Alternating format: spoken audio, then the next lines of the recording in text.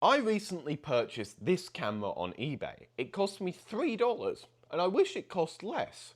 But that's impossible because this is the cheapest camera I could find on eBay. As you would expect, it's fairly terrible. But the question is, with my immense knowledge of engineering, can I make it good? Well, let's get started. In order to put our plan into action, we needed to disassemble the camera, which was pretty easy considering it was held together with 4 screws. After taking the camera apart, I just pulled it entirely to pieces, taking the circuit boards out, and this allowed us to get a decent look at the internals. This board is the entire camera. I could still use it like this. Obviously, that's a highway to messing everything up. But it does work. Now then, let's take this cover off and see the sensor and lens we have in this camera. Somehow I want to separate the image sensor from the autofocus lens that's integrated into it. Something tells me that's not going to be an easy task. Just so you guys know, there's like a 9 out of 10 chance I kill this doing this. But I don't have the stuff to do it properly, so let's just gently cut the lens to pieces with my razor blade.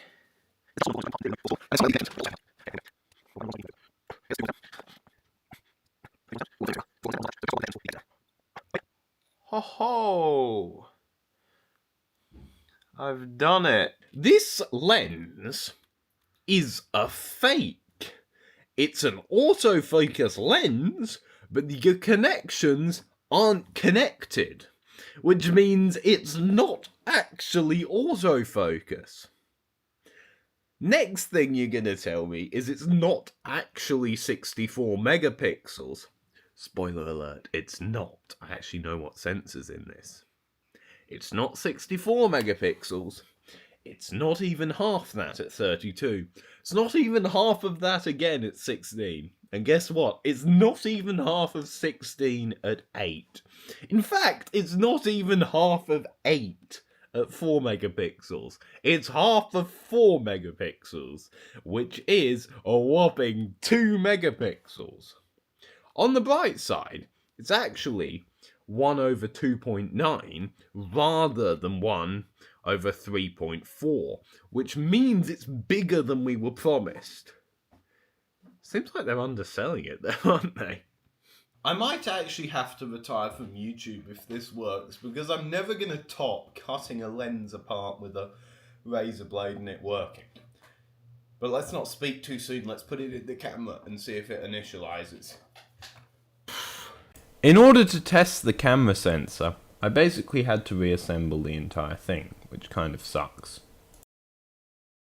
Somehow the image sensor survived. How that happened, I don't know, but it's a good thing it did. Now we just have to mount this lens onto the camera, or more accurately, I'm going to mount the image sensor onto this lens. Real quick, I should mention this was the cheapest lens on eBay, so I have no idea how good it is. Now, let's mount it. So let's take a look at how I'm going to do that. This uses a C-mount, which is a fairly common mount in CCTV. And what I'm going to do is 3D print an adapter that holds our image sensor securely on the back of this. And then we'll just screw in a backplate to hold the image sensor into our adapter. Let's get started.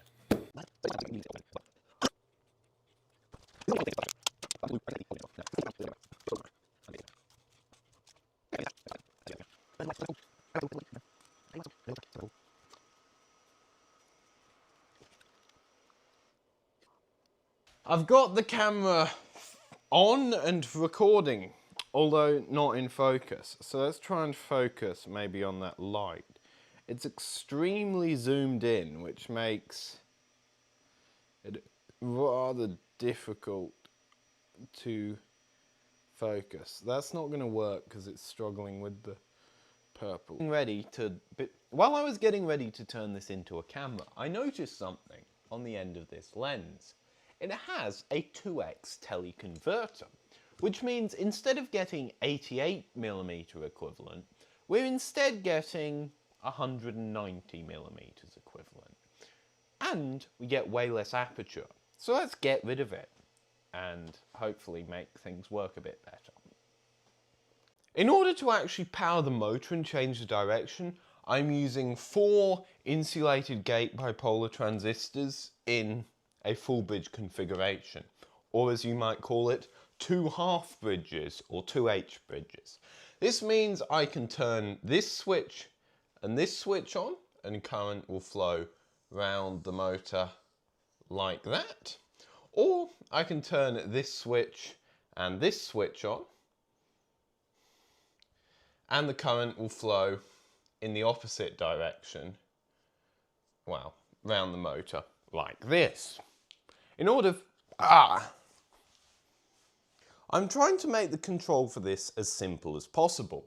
So I'm doing it with 2 potentiometers and a comparator. Here's how it works.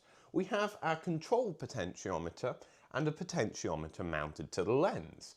This one will spin exactly the amount that we want it to relative to the lens by using a direct drive gear system.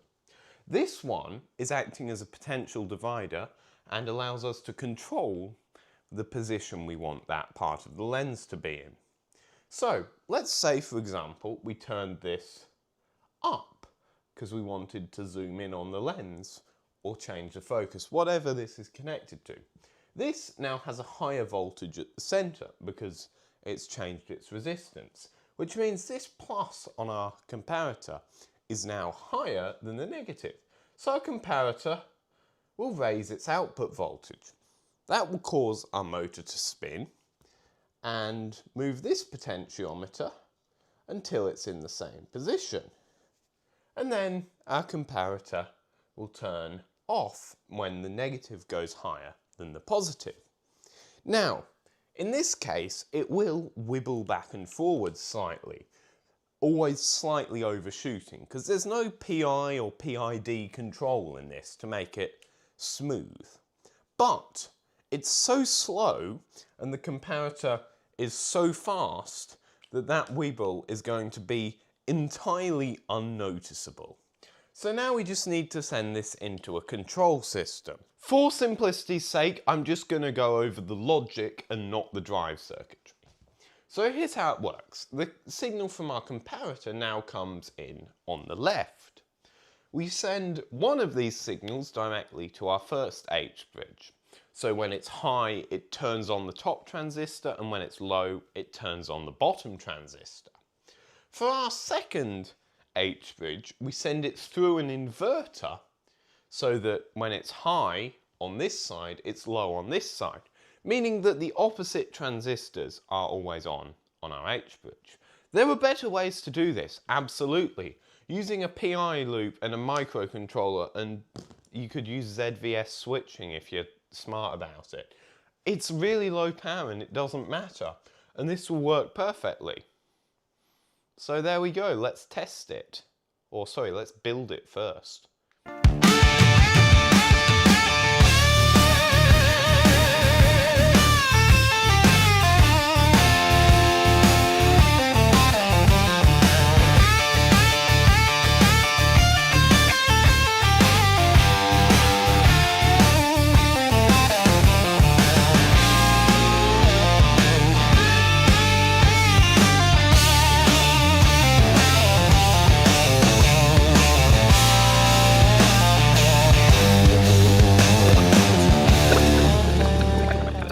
Awesome, now we can test it. Let's take it out.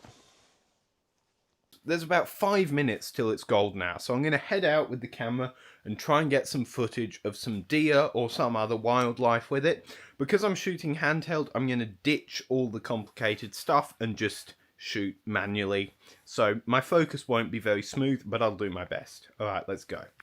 I should mention that I've done some research on this sensor. It can only do a 720p readout at 30 FPS, which means we're in 720p, well, slightly higher actually, it's like 757 or something. But that means that the footage is going to be quite low resolution. And actually, if the sensor gets too dark, the camera goes into 4:1 binning mode. So we're only getting, what would that be, 2 megapixels? 240p? At this point, I yapped about sensor readouts for about 10 minutes. The bottom line is, the footage is going to be quite bad. But let's take a look.